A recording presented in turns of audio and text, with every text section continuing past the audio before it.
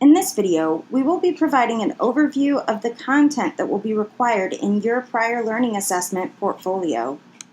More detailed information and samples of each type of content will be provided in later modules of this course. First, your portfolio will have a cover page. Your cover page will contain basic information like your name and the course that you are petitioning for prior learning credit for, and more. Following the cover page will be an abstract. The abstract will be a one-page summary justifying your request for prior learning credit. It will be short and to the point, summarizing your experience and the learning that took place, as well as why you should receive credit. Following your abstract will be a table of contents. The table of contents should be easy for you to assemble once your portfolio is assembled. Next, you will provide a letter of intent. This letter will be addressed to the Purdue University Northwest faculty. Your letter will address the learning outcomes that you intend to prove that you've met, areas of expertise that you intend to demonstrate, the number of credit hours that you're seeking for your portfolio, and the course number and title of the course for which you're seeking prior learning credit. Following the letter of intent should be your educational resume. This resume will include an educational objective, your employment history, formal education, non-formal and informal education, and community and professional organization roles. Next, you will provide a copy of the syllabus for the course that you are seeking prior learning credit for. In a later module, you will be shown how to gain access to the relevant syllabi that should go inside of your portfolio.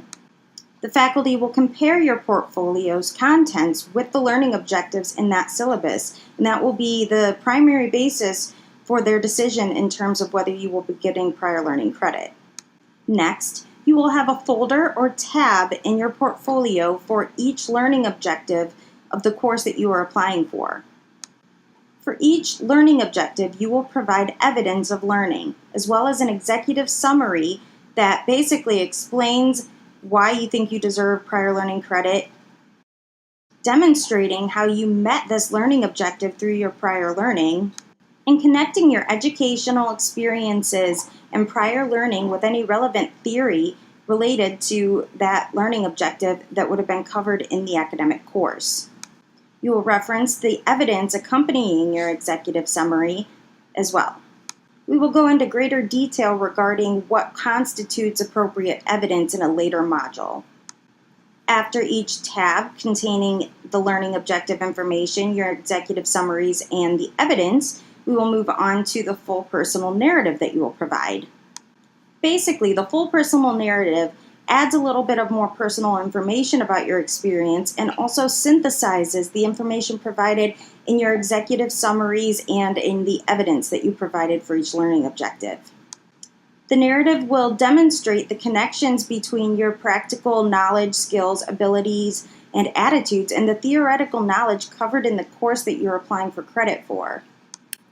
You will also include details and reflective insights, including your personal learning goals.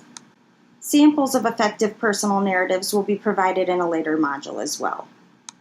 Following the personal narrative will be an annotated bibliography. The bibliography will be a listing of all the readings that were done on the portfolio subject. To annotate each of these bibliography listings, you will provide a brief summary of the information that you drew on from each listing.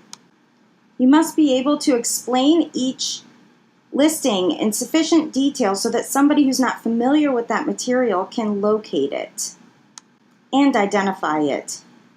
Finally, you will include a list of references. Just like at the end of any research paper, this list will contain all of the different articles, books, and other sources that you referenced and cited within your portfolio. At this time, please proceed back to Module 1, Lesson 2 in Blackboard, and watch the next video titled, What is APA Formatting?